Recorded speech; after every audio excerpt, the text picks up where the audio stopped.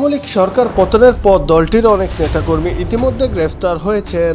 বিভিন্ন অভিযোগে তাদের গ্রেফতার করা হয়। তারই ধারাবাহিকতায় এবার গ্রেফতার হলেন নুরুল মজিদ মাহমুদ হুমায়ুন। তিনি সাবেক শিল্পমন্ত্রী।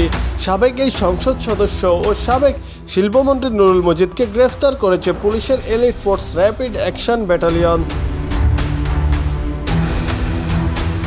ঢাকার গুলশান থেকে তাকে গ্রেফতার করে র্যাবের একটি দল।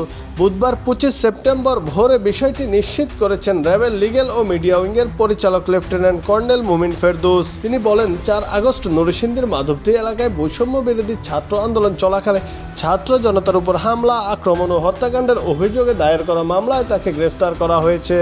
তার বিরুদ্ধে আইনানুগ পদক্ষেপ প্রক্রিয়াধীন রয়েছে বলেও জানান র্যাবের এই কর্মকর্তা।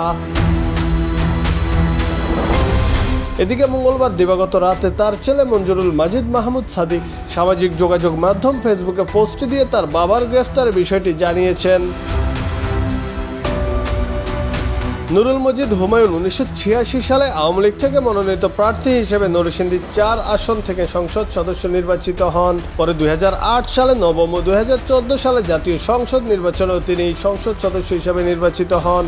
নবম জাতীয় সংসদে প্রতিরক্ষা মন্ত্রণালয় সম্পর্কিত স্থায়ী কমিটির সদস্য ও দশম জাতীয় সংসদে প্রবাসী কল্যাণ ও বৈদেশিক কর্মসংস্থান মন্ত্রণালয় সম্পর্কিত স্থায়ী কমিটির সভাপতি ও বাণিজ্য মন্ত্রণালয় সম্পর্কিত স্থায়ী কমিটির সভাপতি হিসেবে দায়িত্ব পালন করেন। একাদশ জাতীয় সংসদ নির্বাচনে জয়লাভ করে শিল্প মন্ত্রণালয়ের দায়িত্ব পান সংসদ সদস্য অ্যাডভোকেট নুরুল মজিদ মাহমুদ হুমায়ুন। একাদশ জাতীয় সংসদ নির্বাচনে জয়লাভ করে শিল্প মন্ত্রণালয়ের দায়িত্ব পান সংসদ সদস্য অ্যাডভোকেট নুরুল মজিদ মাহমুদ হুমায়ুন।